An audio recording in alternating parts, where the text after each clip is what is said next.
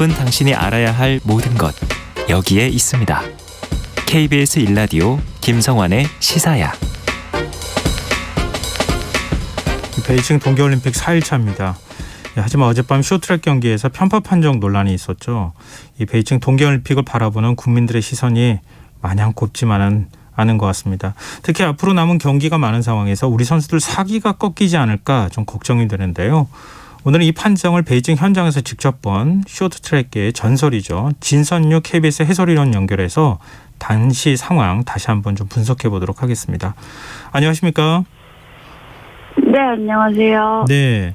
어제 당연히 해설위원이시니까 경기 직접 보셨을 것 같은데요.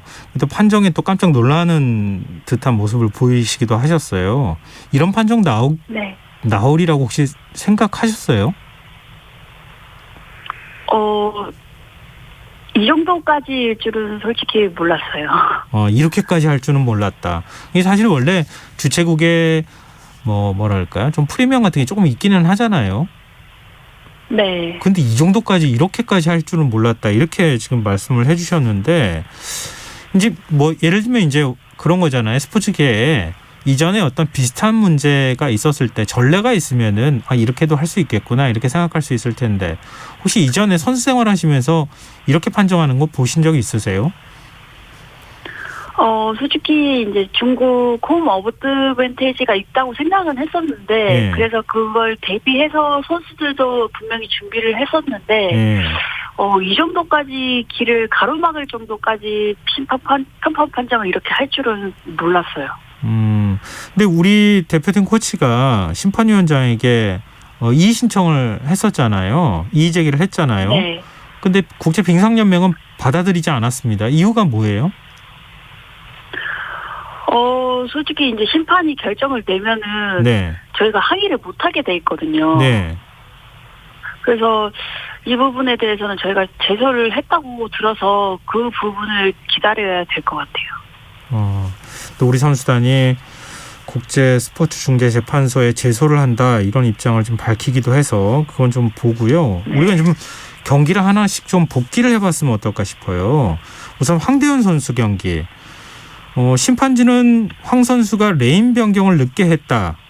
이렇게 그 실격 사유를 밝혔거든요. 이 레인 변경을 늦게 했다는 게 어떤 의미입니까?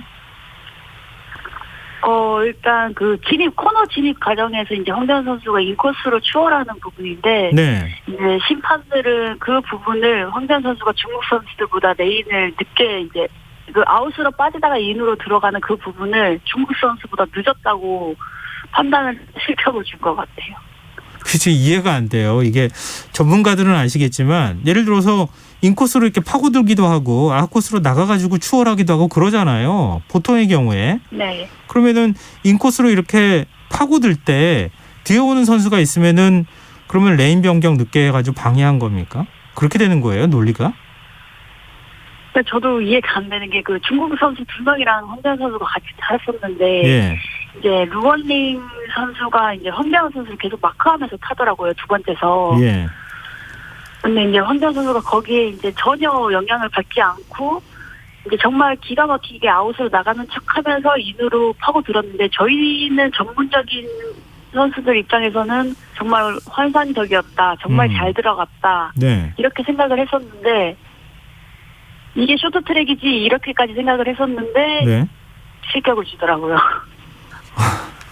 근데 그래서 국내 누리꾼들 사이에서는 옷깃도 스치지 않았는데 이런 표현을 사용하기도 하던데 좀 이렇게 충돌이 좀 있거나 아니면 충돌이 있을 네. 듯한 상황이었다는 모르겠는데 그런 게 전혀 없었던 거잖아요.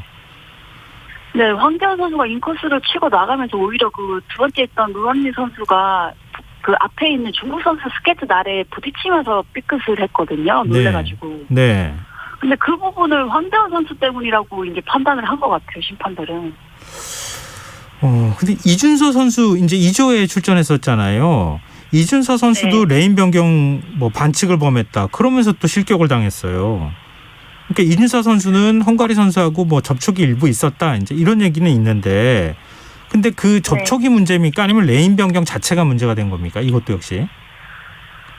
솔직히 이준수 선수도 이제 뒷선수가 추월하기 전에 잘 마크를 한 건데, 예. 이제 그 전에 황재원 선수가 또 안 스쳤는데 실격을 당하다 보니까 솔직히 불안은 했었거든요. 예. 헝가리 선수가 넘어졌을 때. 네.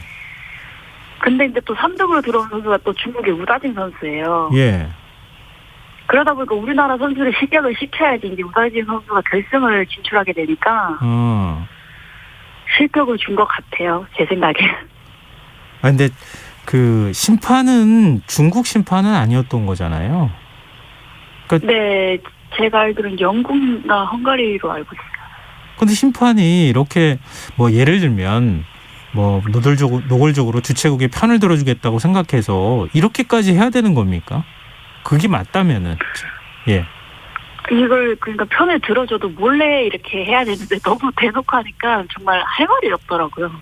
그렇군요. 이게 이렇게까지 영향을 받을 만한 것인지 좀 의문이 들 수밖에 없는 상황인데요.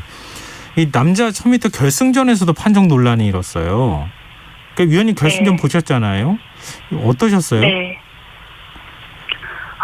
솔직히 짐작은 했었는데 중국 3명이 결승에 진출할 때부터 이제 짐작은 했었는데 마지막 부분에서 이제 솔직히 헝가리 선수랑 런츠웨이 중국 선수를 둘 다 줘야 되는 게 맞거든요. 왜냐하면 런츠웨이 선수가 오히려 더 잡았거든요. 네네. 근데 이제 아시다시피 런츠웨이 선수가 금메달을 따야 되니까 헝가리 선수만 실격을 주더라고요. 아, 그렇게밖에 지금 해석이 안 되는 거예요? 네, 헝가리 선수도 오죽했으면 들어와서 그 심판들이 비디오 플레이 할 때까지 손을 모아서 빌고 있더라고요. 아, 그러니까 경기 중에 어떤 선수 뭐 경기 규칙 위반으로 실격 사유가 있다 하더라도 다른 선수가 예를 들어서 손으로 다른 선수를 이렇게 잡아서 끌어내리는 거 장면이 비디오 판독이 다 나올 거 아니겠습니까?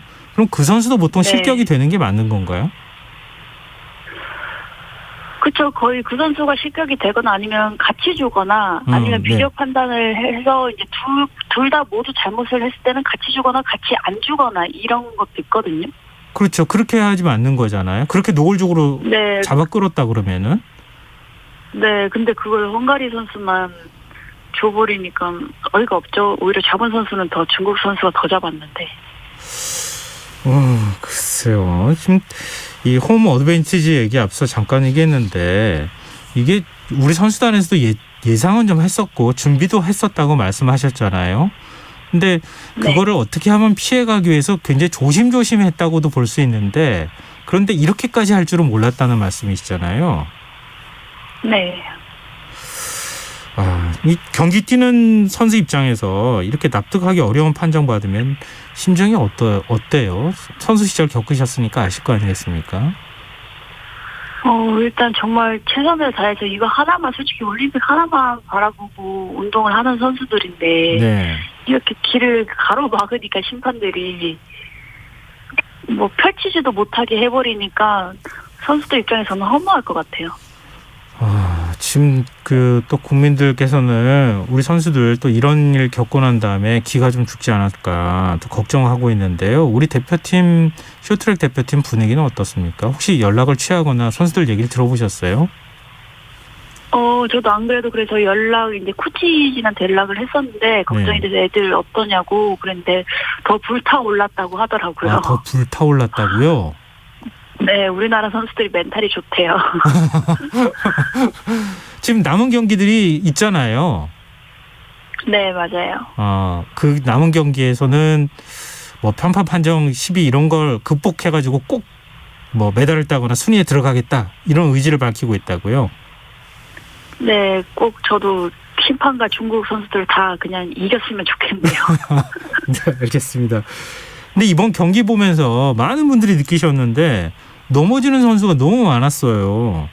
이 빙질에도 문제가 있다고 하는 얘기가 나오는데 이 빙질 혹시 직접 점검을 하시거나 말씀 들어보셨어요?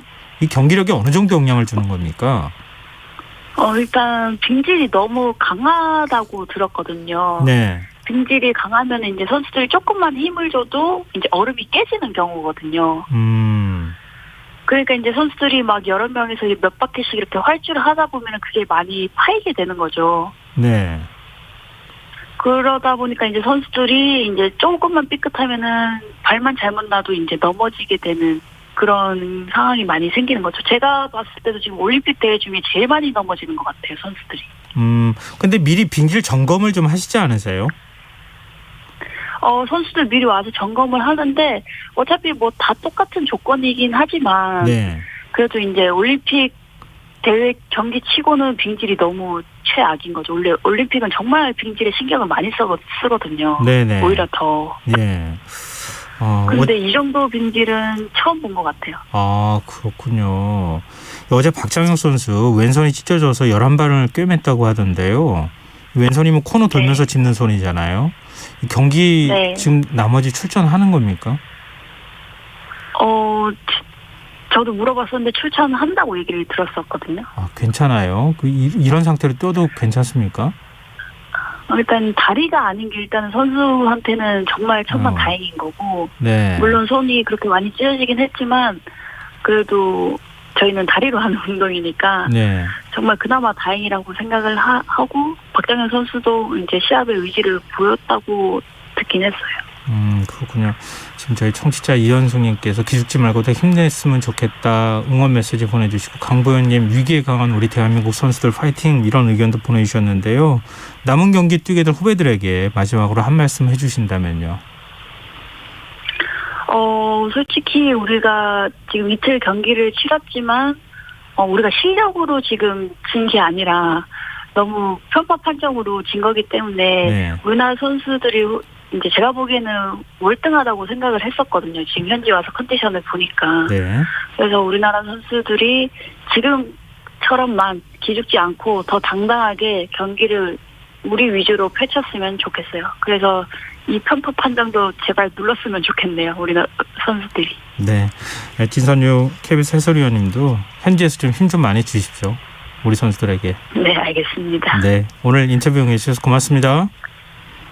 네, 수고하세요. 네. 지금까지 KBS 진선유 해설위원이었습니다.